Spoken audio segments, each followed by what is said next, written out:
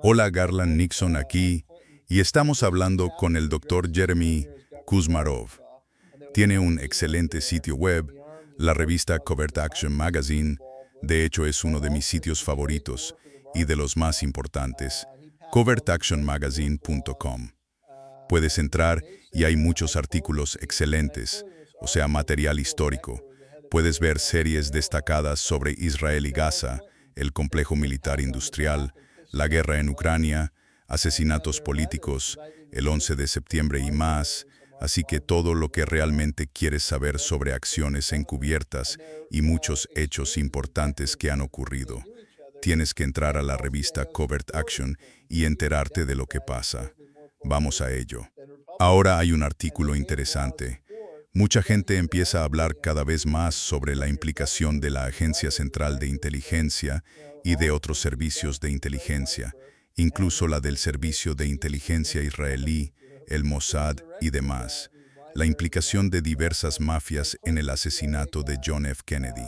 Y ahora hay un libro interesante en el que un expiloto de la Agencia Central de Inteligencia afirma que voló con el equipo de asesinos, y este tipo no es un cualquiera que apareció de la nada. Existe un historial significativo de su implicación en acciones encubiertas de la Agencia Central de Inteligencia e incluso de que fue interrogado y habló sobre ellas, creo que fue ante la Comisión Church. En fin, cuéntanos, ¿qué tenemos que saber sobre este nuevo libro y estas importantes acusaciones? Claro. Sí. Robert Tosh Plumlee fue piloto de la Agencia Central de Inteligencia durante muchos años y acaba de publicar unas memorias. Y como señalaste, muchas personas han examinado sus afirmaciones y las han considerado muy creíbles, incluyendo organismos del Congreso como la Comisión Church y también el senador Gary Hart en 1980. Habló con el senador Gary Hart, que había formado parte de la Comisión Church y era una especie de congresista cruzado que intentaba investigar la Agencia Central de Inteligencia en los años 80, ¿sabes? Se mantuvo en el Congreso durante los años 80 y lo encontró a Plumlee muy creíble. Le hicieron comprobaciones junto con su equipo y muchas de sus acusaciones eran cosas verificables que decía hasta el más mínimo detalle. Y Garland, tú eres investigador policial, así que eres muy bueno evaluando fuentes y viendo si lo que dicen es creíble o no, según el nivel de detalle y si tienen algún motivo oculto. Y en sus memorias expone bastante sobre el estado profundo, y son interesantes las circunstancias en las que fue reclutado como piloto, porque era una especie de joven descarriado, y solía rondar por ahí. Creció en el área de Dallas-Fort Worth. Él y sus amigos pasaban el rato en el aeropuerto de allí, y era usado como una especie de base de la Agencia Central de Inteligencia. Y así más o menos fue como lo reclutaron por andar por allí, y aprendió a volar muy joven. Fue incorporado a un programa secreto y afirma que fue entrenado junto a Lee Harvey Oswald, que conoció a Oswald y sabía que él era de la Agencia Central de Inteligencia, que no era un desertor del Comité para la Seguridad del Estado, como dice la versión oficial sobre Oswald. Así que sí, recomiendo mucho este libro a cualquiera interesado en el mundo de la inteligencia y el estado profundo. Y sí, estuvo involucrado en todo tipo de cosas. Afirma haber pilotado al equipo secreto porque era piloto. Johnny Rosselli fue el enlace entre la delincuencia organizada y la Agencia Central de Inteligencia. De hecho, describe en detalle en el libro cómo operaba la Agencia Central de Inteligencia. Realmente no sabía qué hacía ni quiénes eran esas personas. Quiero decir, simplemente transportaba a gente. Y le asignaban distintas misiones, y le decían que no hiciera preguntas. Y, ya sabes, Rosselli usaba otro nombre, pero creo que al final se dio cuenta de quién era y para qué lo estaba transportando. Y, bueno, al parecer operaba, creo, en Los Ángeles. Era un negocio legítimo, ya sabes, que trabajaba con documentos y ese tipo de cosas. Es decir, elaboraban mapas, documentos y pasaportes. Pero había un piso arriba al que iba Rosselli. Ahí hacían todos los documentos ocultos. los documentos secretos que usaba la Agencia Central de Inteligencia. Así que lo llevaba, ya sabes, a Rosselli allí y luego lo voló a Dallas el día del asesinato de John F. Kennedy, a él y a otro grupo, según contó a varias personas, y como que se enteró de que estaban involucrados en el asesinato. Afirmó haber visto el disparo a Kennedy y haber visto los tiros desde la colina arbolada, y pudo ver que la versión oficial de los disparos desde el depósito de libros escolares de Texas era falsa. Y luego cuenta otras cosas. Estuvo involucrado en Centroamérica, hacía muchos vuelos y operaciones encubiertas en Centroamérica, incluso en los años 80 con la Operación Contras. Y fue entonces cuando se involucró en traer contrabando. Sí. Y trabajó con Barry Seal, el legendario piloto de drogas de la Agencia Central de Inteligencia que sacaba armas desde Mena, Arkansas, a plena vista del gobernador Bill Clinton. Traía drogas y él sabía todo eso, y parte de ese material se lo estaba entregando a la comisión de Gary Hart, que creo era una comisión que John Kerry había formado para investigar, ya sabes, el narcotráfico en Irán Contra, pero al final fue un encubrimiento. Plumlee mostró que enterraron su material, aunque Hart consideró que era creíble, y Hart intentó meterlo en el comité de John Kerry, pero el comité de John Kerry simplemente lo ignoró y lo tildaron de encubrimiento. El comité de John Kerry fue otro de esos encubrimientos gubernamentales, como la Comisión Warren. Reconoció que se había introducido algo de droga y que algunos contras estaban implicados, pero se negó a señalar a personas concretas y a reconocer que el gobierno de Estados Unidos estaba involucrado. Y también la comunidad bancaria, las redes bancarias corruptas como Nugent Hand y el Banco de Crédito y Comercio Internacional, y cómo participaron en el lavado de dinero. John Kerry, en cierto modo, encubrió todo eso. Así que creo que señala la corrupción de John Kerry y del gobierno de Estados Unidos en general. Esa es otra razón por la que el libro es interesante. Muestra que tenían a un tipo, un soplón, y aún así lo marginaron. Y cuenta que lo amenazaron en varias ocasiones. Le quemaron la casa. Unos tipos se le acercaron en un coche. Estaba asustado. Dijo que una noche salió y unos tipos se le acercaron en el coche y tenían un arma y lo amenazaron. Y creo que dispararon al aire como advertencia. Y luego, otra noche, en un bar, alguien lo golpeó bastante fuerte. Y, ya sabes, él sintió que su vida corría peligro. Por suerte no lo mataron, pero esa es parte de la historia que cuenta. Así que está bien contada. Ya sabes, está escrita como una especie de relato de aventuras. Pero desafortunadamente sí, hay un lado realmente oscuro de la política estadounidense y las operaciones clandestinas que él está exponiendo. Mesty y Una de las cosas interesantes que encontré fue el caso de la mafia y la Agencia Central de Inteligencia trabajando juntas para crear identificaciones falsas, documentos falsos, etc. Como saben, yo impartí un curso universitario sobre crimen organizado. Eso aparece en el libro de texto universitario. Se discutía la capacidad de la mafia para obtener pasaportes, licencias de conducir e identificaciones muy convincentes y de gran calidad. Exacto. Recuerdo haberlo discutido, y ahora tiene sentido. Por supuesto que la mafia puede conseguir eso porque la Agencia Central de Inteligencia lo necesita, y por eso la Agencia Central de Inteligencia faculta a la mafia para hacerlo mejor. Pues claro, la mafia tiene que vender, tienen que ganarse la vida. Así que van a abastecer a la Agencia Central de Inteligencia. Y a menudo hay ese tipo de acuerdos. Trabajamos con ustedes para fabricar ilegalmente las mejores identificaciones. Y a cambio, ustedes se callan y nosotros vendemos las nuestras en la calle para sacar beneficio. Pero donde quiera que mires, en estas operaciones encuentras el vínculo mafia-Agencia Central de Inteligencia. Y es curioso que en este artículo hablas literalmente de un enlace, Rosselli, un enlace oficial entre la mafia y la Agencia Central de Inteligencia. Exacto. Sí. Creo que fue una figura clave en ese periodo. Y quiero decir, no sabemos quién es ese enlace hoy en día, pero creo que eso marca un patrón que continúa hasta la actualidad. Y ya sabes, muchas veces solo sale a la luz años y años después. Creo que mucho salió a la luz por las audiencias del Comité Church. y a Rosselli se le convenció para testificar. Dio, creo, 2 testimonios a puerta cerrada ante las audiencias del comité y luego dijo que era un hombre muerto. Fue entrevistado por un periodista tras uno de esos testimonios y dijo que no le quedaba mucho tiempo de vida, y después encontraron su cuerpo en el río Hudson, en un barril o algo así. Y a Sam Giancana también lo asesinaron, y Plumlee habla un poco de eso en sus memorias. Así que se deshicieron de esos tipos cuando testificaron. Pero sí, Rosselli sí, estuvo involucrado en este centro en Los Ángeles, y operaban bajo la fachada de un negocio legítimo, pero tenían un piso aparte donde desarrollaban todas esas tarjetas de identidad secretas y cosas por el estilo, cosas así, y contaban con gente muy capacitada. ¿Sabes? Pagan a los mejores en ese tipo de trabajo.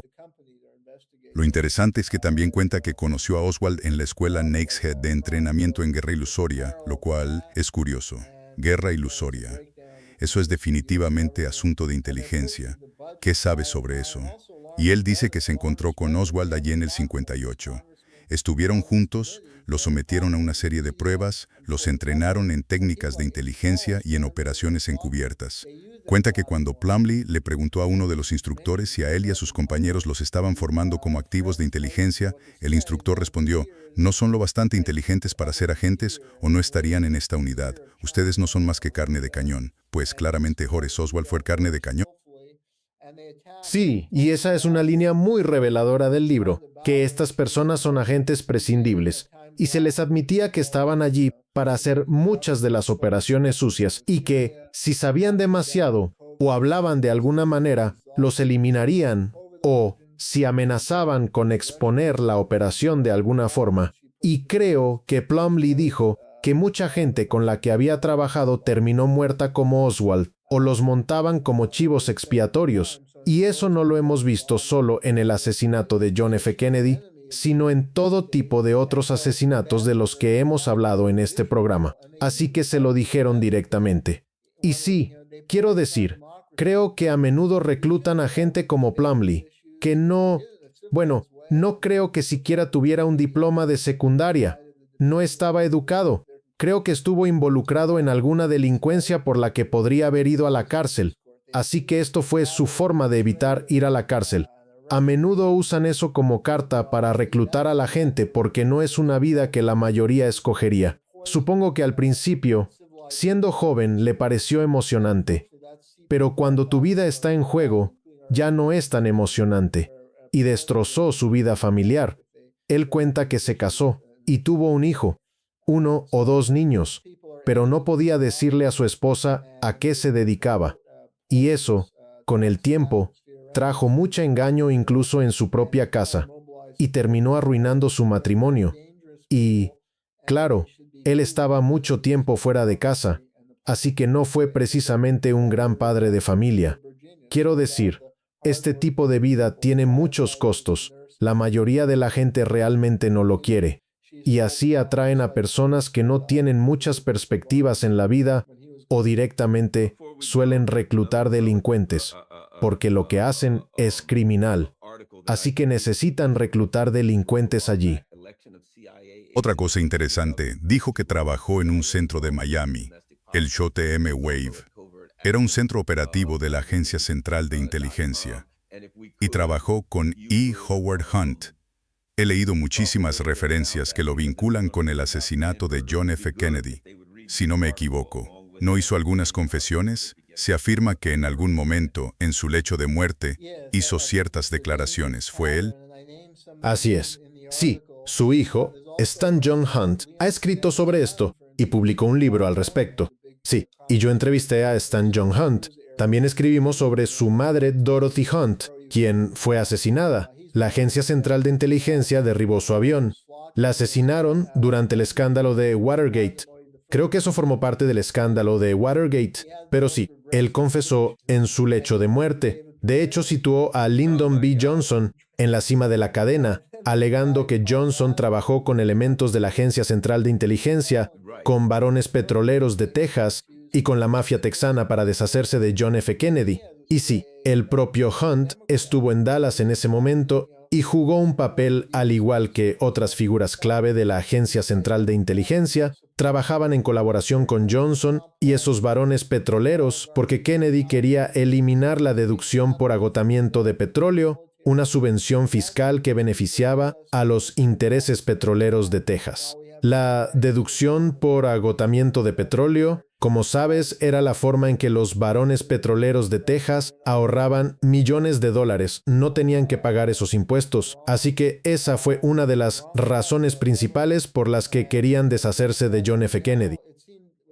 Mira, he oído y leído que John F. Kennedy tenía tantos enemigos que los sionistas lo odiaban. Y, desde luego, está Jack Ruby, quien presuntamente estaba vinculado a la mafia judía, y con ciertos vínculos con el servicio de inteligencia israelí Mossad. Había quienes lo odiaban porque quería la paz con la Unión Soviética. Tenías a esos varones petroleros que lo odiaban porque quería grabar el petróleo con impuestos más altos de lo que ellos pagaban. Había tantos elementos que creo que existen 40 o 50.000 documentos. Mucha gente dice que fue Israel. Creo que hubo tantos elementos, hubo numerosas facciones que querían apartarlo, hasta el punto de que, primero, era algo que iba a ocurrir, y segundo, iba a ser encubierto porque causaba problemas a muchos intereses, por decirlo así. ¿Qué opinas al respecto? ¿Qué? Sí, estoy totalmente de acuerdo con eso. No creo que haya surgido evidencia en lo que respecta al servicio de inteligencia israelí Mossad. Sé que mucha gente lo dice, pero no hay pruebas contundentes en los documentos que tenemos sobre eso. Escribí un artículo sobre la política exterior de John F. Kennedy en Oriente Medio y descubrí que, en realidad, fue un ferviente defensor del apoyo a Israel. Fue Dwight D. Eisenhower quien amenazó con sanciones a Israel durante la crisis de Suez y se negó a armarlo, pero Kennedy empezó a abrir las compuertas en cuanto al armamento para Israel y tenía a una persona del Comité de Asuntos Públicos Estados Unidos-Israel en su círculo íntimo.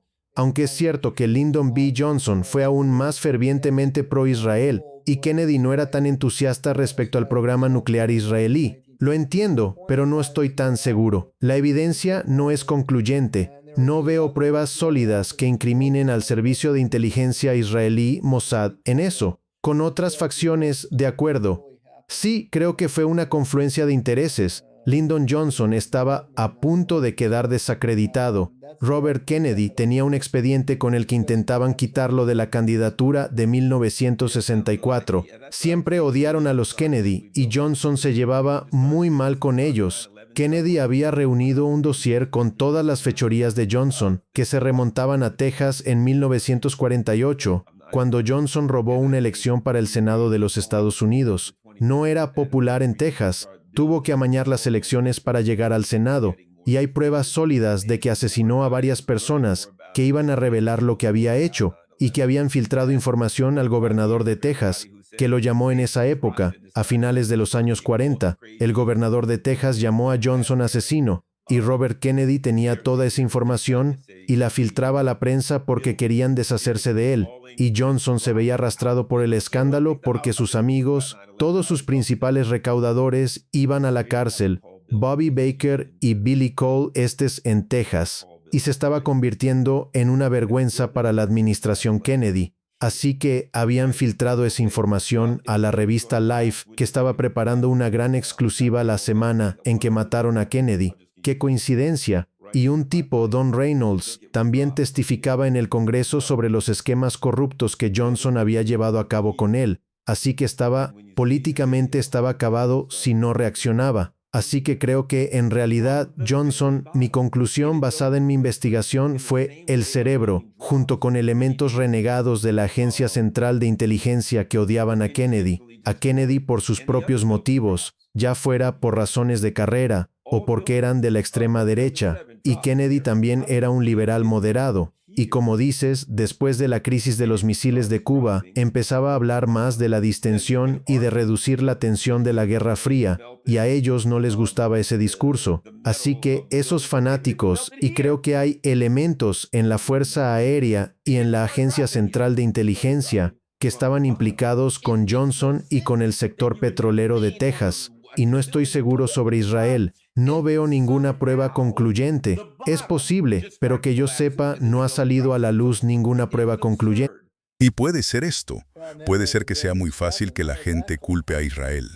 Así que si quieres desviar la atención de donde realmente está, solo dices Israel y la gente reacciona. Hoy en día muchos están enfadados con el sionismo, así que se sienten satisfechos diciendo lo sabía. ¿Me entiendes?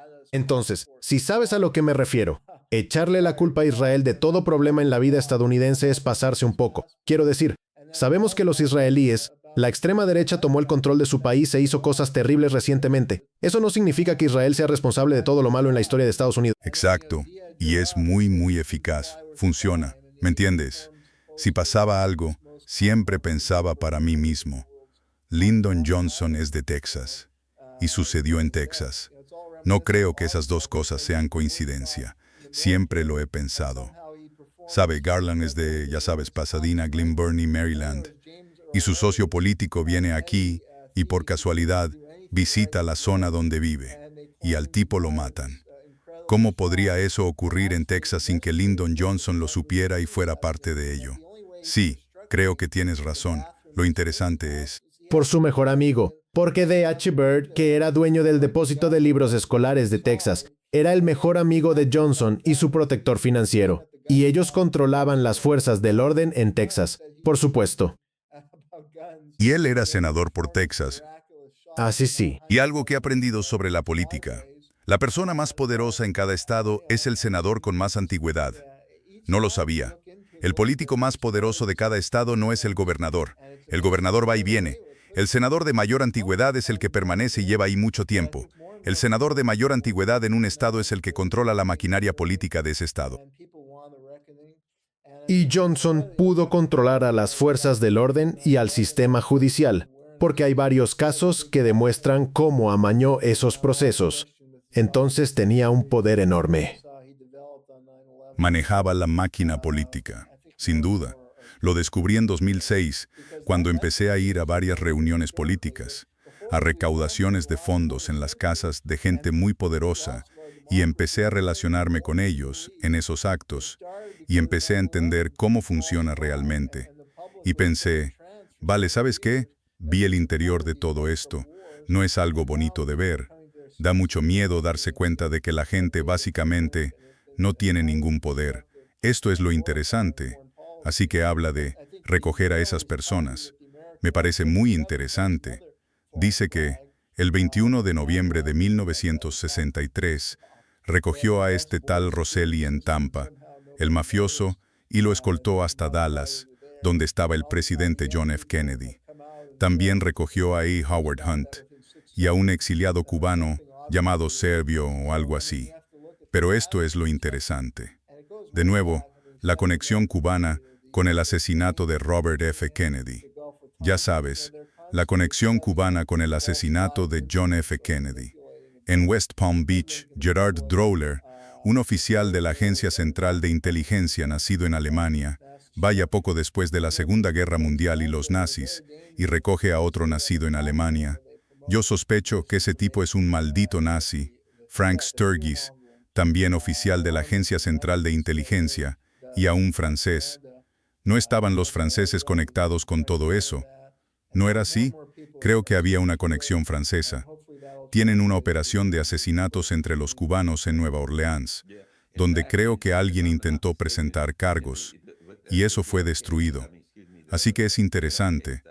Todos formaban lo que Plumlee llama un equipo de asesinato, o un equipo señuelo para asesinatos. Lo interesante es que nombra todo eso y están vinculados con elementos que ya se han asociado con los asesinatos. Ajá. Bueno, por eso sí, lo que dice.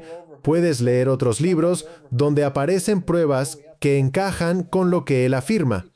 Es decir, eso es lo que suele hacer un historiador, o incluso las fuerzas del orden, evaluar la credibilidad de la fuente y ver si otros dicen lo mismo.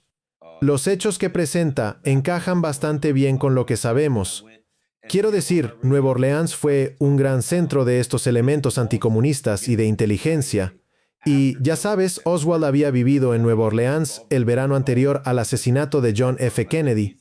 Lo pusieron a trabajar para la Riley Coffee Company.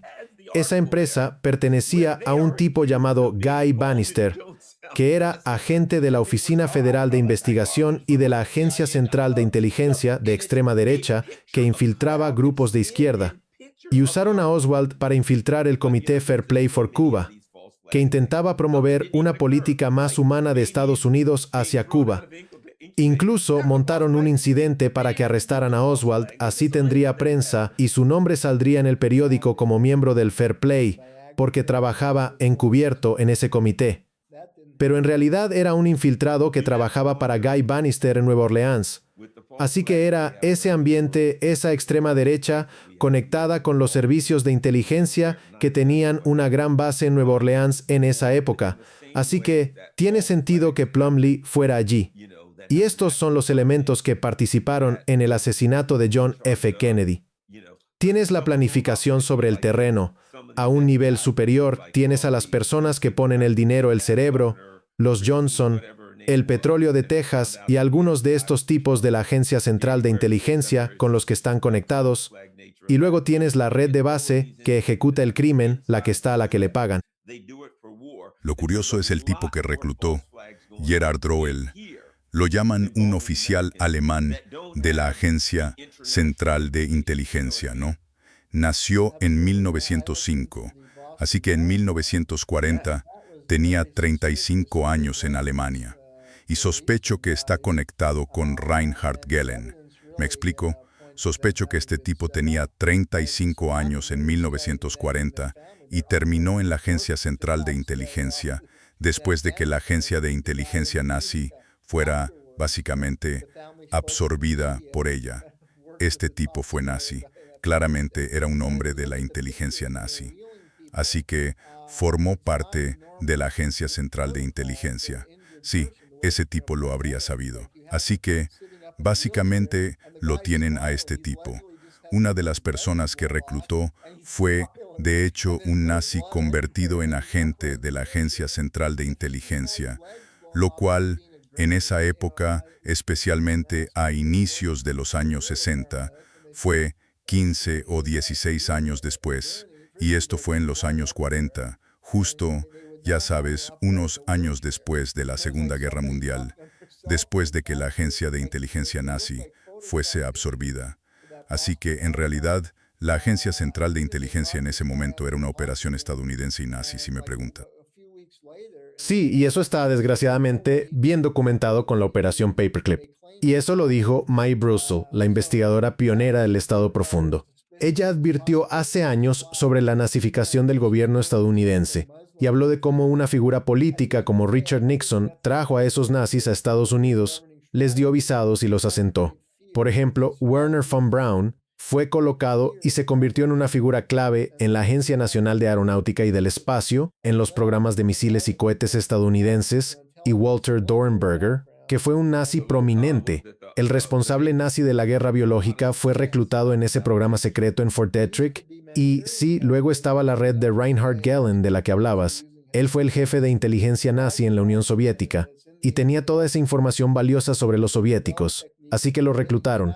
Alan Dulles lo incorporó mediante la operación Paperclip y su red de nazis. Y luego usaron a esos tipos para llevar a cabo gran parte del trabajo sucio. Y otro, Plumlee no lo menciona, pero su nombre aparece en varios libros sobre el asesinato de John F. Kennedy.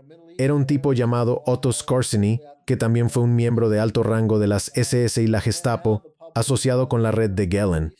Y puede que fuera uno de los sicarios o parte de uno de esos equipos. Supongo que tuvieron numerosos equipos operando en el terreno en Dealey Plaza, y había varios de esos nazis cubanos, extremistas de la derecha entre los exiliados cubanos, sicarios de la mafia, una colección de rufianes, y ese es el tipo de gente con la que trabaja la Agencia Central de Inteligencia. Por eso Douglas Valentin tituló su libro La Agencia Central de Inteligencia como Crimen Organizado, y Valentin es uno de los principales expertos en la Agencia Central de Inteligencia. Sí, otro artículo interesante. Una vez más estamos hablando con el doctor Jeremy Kuzmarov. Tiene un gran sitio web que se llama Covert Action Magazine. Es covertactionmagazine.com. Todo lo que quieras saber sobre acciones encubiertas, operaciones de inteligencia, desde la Agencia Central de Inteligencia hasta el Servicio de Inteligencia Israelí, el Mossad, y el Servicio Secreto de Inteligencia del Reino Unido, y todo tipo de hechos que han ocurrido. Si quieres saber sobre Ucrania, si quieres saber sobre el 11 de septiembre, mira en la serie todos los asesinatos políticos, datos históricos absolutamente increíbles. Gobernador vinculado a la Agencia Central de Inteligencia, traiciona a los trabajadores de Virginia al vetar un proyecto de ley sobre el derecho a la negociación colectiva. Abigail Spanberger sigue el modelo de la Agencia Central de Inteligencia por todo el mundo en desarrollo. Una de las cosas interesantes, y otra vez sobre el Partido Demócrata aquí recientemente, en los últimos 2 años, cuando aparentemente Trump daba su discurso del Estado de la Unión, un año tuvieron a una mujer de Michigan, se me olvidó el nombre. Ella es ex agente de la Agencia Central de Inteligencia, eso seguro. Y luego este año creo que tuvieron, sí, otra ex agente de la Agencia Central de Inteligencia. Ella dio la réplica a Trump. Y ahora tienen, este año fue, creo, a Abigail Spanberger, ex agente de la Agencia Central de Inteligencia. Entonces, cada vez que Trump da una réplica, el discurso del Estado de la Unión, que para mí viene a ser lo mismo. Entonces, básicamente tienes a un tipo que ahora es parte del Estado profundo, no al mando, pero sí un operativo importante del Estado profundo. Él da su discurso del Estado de la Unión y luego aparece un miembro más clandestino del Estado profundo, Sly Kenner Spanberger, y dan su réplica. Todo lo que recibimos es propaganda del Estado profundo. Y por supuesto, como hemos dicho de la que hemos estado hablando, ella es la gobernadora de Virginia, y les está haciendo a los habitantes de Virginia exactamente lo que la Agencia Central de Inteligencia hace con países de todo el mundo. Hablemos de eso. Sí, exactamente. Lo hacen cada vez más. Quiero decir, han penetrado el sistema político, como estás señalando, cada vez más. Y el sistema bipartidista ya es una completa fachada. Cuando tienes eso como tu oposición, personas como Elisa Slotkin y Abigail Spanberger. Spanberger estuvo en el Congreso muchos años y, si ves la postura que adoptó, fue la más belicista en política exterior. Fue una partidaria ferviente y formó parte de esa oleada. El sitio web World Socialist publicó un panfleto hacia 2018 llamado Los Demócratas de la Agencia Central de Inteligencia. Y fue un panfleto bien investigado, que mostró que había docenas de candidatos en esa elección con antecedentes en los servicios de inteligencia y que casi todos eran del Partido Demócrata. Hubo un par en el Partido Republicano. Will Hurd fue un operativo de la Agencia Central de Inteligencia que fue congresista republicano por Texas, pero la mayoría de ellos eran demócratas. Y eso es algo nuevo en la política estadounidense, porque la Agencia Central de Inteligencia y en la política estadounidense, lo clave, quiero decir, te lo enseñan en Introducción al Gobierno. Mi hija estaba cursando esa materia porque está en la escuela secundaria y yo miré su libro. Aprende sobre la separación de poderes, lo básico, y esto es una completa traición a eso. Esto es la rama ejecutiva apoderándose del Congreso y la Agencia Central de Inteligencia, como sabemos, está involucrada en lo más depravado y es la más ferviente defensora del imperio estadounidense. Así que cuando Spanberger, en sus años en el Congreso, defendía la guerra en Ucrania, la ayuda a Israel, la postura anti-China y atacó a Tulsi Gabbard con virulencia, y ahora es gobernadora, y sorpresa, sorpresa. De hecho, cuando publiqué esto, algunas personas decían que teníamos esperanza con Spanberger y que nos había traicionado. Y yo dije, ¿por qué tenían esperanza desde el principio? Si sabían quién era, no es que quiera ser duro con ustedes. Sé lo terrible de lo que ha hecho porque el artículo lo detalla. Simplemente traicionó a los trabajadores y a los sindicatos, y ahora todos están enfadados. Y cuando respondieron así, el artículo dijo, estoy con ustedes. Es simplemente, ¿por qué tenían alguna esperanza desde el principio? Porque la Agencia Central de Inteligencia siempre ha hecho esto. Y mira a Bill Clinton. Mi libro sobre Clinton mostró su fuerte conexión con la Agencia Central de Inteligencia desde los años 60. Cord Meyer fue el jefe de la Operación Mockingbird, un operativo de muy alto nivel de la Agencia Central de Inteligencia. Y él dijo que reclutaron a Clinton en los años 60. Lo reclutaron específicamente para una misión. Era estudiante en Oxford. Y por cierto, Clinton nunca se graduó de Oxford porque fue acusado de acoso sexual y agresión, y el Departamento de Estado abrió un expediente sobre él. Nunca obtuvo su título. Así que eso muestra su carácter moral. Pero lo reclutaron junto a su compañero de cuarto, Strobe Talbot, quien también era de la Agencia Central de Inteligencia y editor de la revista Time, de una antigua familia adinerada, vinculada a la Agencia Central de Inteligencia en Ohio. Los reclutaron para ir a Rusia y contrabandear el diario y la llave para Khrushchev, porque Khrushchev había denunciado a Stalin. Así eso servía al propósito de Estados Unidos en la Guerra Fría de presentar a Stalin como un monstruo y a Estados Unidos como moralmente recto. Y Meyer dijo que lo habían reclutado entonces. Y eso demostraba que él era un informante dentro del movimiento contra la guerra. Y luego mira a Clinton. En mi libro sobre él, los primeros capítulos tratan su mandato como gobernador de Arkansas. También está todo el asunto de Mena y el contrabando de armas y drogas con los contras en el que se vio involucrado. Pero también traicionó a los trabajadores de Arkansas. Promulgó todas esas leyes conocidas como Right to Work. Y dijeron, yo lo cité este artículo. Caraf está. Kenny says the assumer liwas en NACO. Bill Becker era el líder de la Federación Estadounidense del Trabajo y Congreso de Organizaciones Industriales en Arkansas.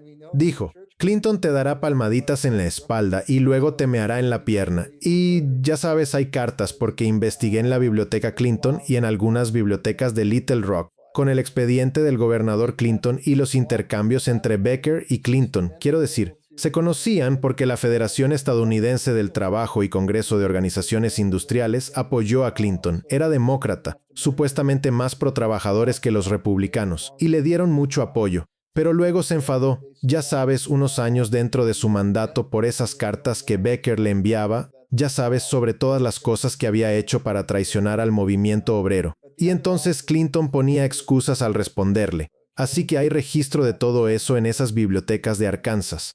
Además, Clinton es hombre de la Agencia Central de Inteligencia, un demócrata corporativo, o sea, es un clon. Así es como los producen. Y Spanberger con su proyecto para eviscerar lo colectivo, cuando en Virginia había un proyecto que sí era bueno para sindicatos y trabajadores, pero ella reescribió la redacción de una manera que parecía mostrar que los apoyaba, pero en realidad la redacción que introdujo y la enmienda al proyecto destruían básicamente todo lo que pedían. Lo disfrazó con retórica para dar esa impresión, que seguía del lado de los trabajadores, pero ellos lo vieron al instante, y ese proyecto nunca prosperó, así que ella es un fraude, una farsante. Y este es el tipo de políticos que tenemos. Quiero decir, esto es lo que hace la Agencia Central de Inteligencia en los países en desarrollo. Lo han hecho, ya sabes, como se ha demostrado desde la Guerra Fría, han infiltrado grupos laborales. Y eso es algo que Philip Eiche escribió en su libro Inside the Company, sobre cómo la Agencia Central de Inteligencia infiltró grupos laborales para dividir y debilitar al movimiento obrero y así potenciar a la derecha y a los elementos corporativos. O intentaban, si había un líder más progresista, como Chile bajo Allende, hacer que los sindicatos, se volvieran contra él y provocaran huelgas, y luego entraba un fascista como Pinochet que destrozaba los derechos de los trabajadores. En fin, los trabajadores están jodidos, y por eso no podemos permitir en una sociedad democrática que la Agencia Central de Inteligencia infiltre nuestro gobierno. Esa es la consecuencia. Sirven a la plutocracia y a los intereses corporativos, tanto en el extranjero como en el... También vemos que dice que, además, con el respaldo de la gran industria farmacéutica, claro, Spielberg propuso enmiendas a un proyecto de ley sobre medicamentos con receta que lo diluyeron tanto que fue rechazado por la legislatura. Así que vemos, otra vez, a las grandes farmacéuticas y a la máquina de guerra. Además, si miras sus nombramientos, a la gente que trajo gente del Buró Federal de Investigaciones a nivel estatal, exagentes del Buró Federal de Investigaciones. Trajo también a un exfuncionario del Departamento de Seguridad Nacional. ¿Y qué hace ella? Me recuerda a Ucrania. Cuando Estados Unidos derrocó al gobierno, trajeron a todos esos operativos estadounidenses para dirigirlo todo. Ya sabes cómo actúan cuando derrocan gobiernos, no solo en Ucrania. Básicamente la Agencia Central de Inteligencia derrocó al gobierno de Virginia y trajo a otros operativos del Estado Profundo. Y parece que ese es el juego que juegan, a nivel internacional. Y necesitaban Virginia aquí porque es muy... Y esto es lo que creo, Virginia es crítica durante muchos años y puede ser determinante para decidir quién llega a ser presidente, así que la Agencia Central de Inteligencia necesitaba Virginia. La tomaron de la misma manera que están tomando muchos países en América del Sur, simplemente la Agencia Central de Inteligencia tomó Virginia, colocan a sus agentes, imponen sus políticas neoliberales, y eso es otro logro más para ella. Totalmente. Sí, podríamos ver a Spanberger postularse a la presidencia algún día. No me sorprendería que en 2028 o 2032 fuera ella u otra de estas demócratas vinculadas a la Agencia Central de Inteligencia, porque las preparan. Creo que se han vuelto cada vez más audaces introduciendo a estas personas. Y de hecho, hicieron eso con Clinton, lo hicieron con Obama. Si miras los antecedentes de Obama, tiene fuertes vínculos familiares con la Agencia Central de Inteligencia. Y luego trabajó para la Agencia Central de Inteligencia. Eso se omite. En los medios liberales lo pintan como, oh, es un gran organizador comunitario. Pues no. Primero, su labor comunitaria sirvió más para desviar a la gente de los problemas reales. Eso es lo que hacen las fundaciones corporativas. Intentaba que la gente luchara por mejorar la situación contra el envenenamiento por plomo. De hecho, la gente decía que ni siquiera era un organizador comunitario auténtico o efectivo. No lo era. Solo lo usaba como plataforma para su propia carrera. Pero dejando eso, al año de graduarse de la Universidad de Columbia, fue a trabajar para Business International Corporation, que es una tapadera de la Agencia Central de Inteligencia que hace reportes de inteligencia para corporaciones y empresas, para que evalúen el clima de inversión en varios países. Y esa es la empresa para la que trabajó Obama, y esa es una compañía de la Agencia Central de Inteligencia que existe desde los años 60, y su madre trabajó para la Fundación Ford en Indonesia, y recibió entrenamiento en idioma ruso en 1960, y casualmente trabajó en una región de Indonesia que era un foco del Partido Comunista Indonesio cuando hubo el golpe, y le arreglaron un matrimonio con el enlace entre el general Suharto, el dictador asesino que la Agencia Central de Inteligencia instaló, y las compañías petroleras indonesias. Él fue el enlace entre Suharto y las compañías petroleras, y eso fue el matrimonio. Y todos los que conocían a la señora Obama, Ann Dunham, dijeron que no fue un matrimonio real, no hubo una boda de verdad, y fue como un matrimonio arreglado para darle una visa y cosas así. Así que todas las señales, ya sabes, indicaban que la Agencia Central de Inteligencia quería, podríamos dar un curso. Dan a los estudiantes el curso Gobierno de los Estados Unidos 101, donde aprenden la separación de poderes en la Constitución de los Estados Unidos. Deberíamos ofrecer un curso Agencia Central de Inteligencia.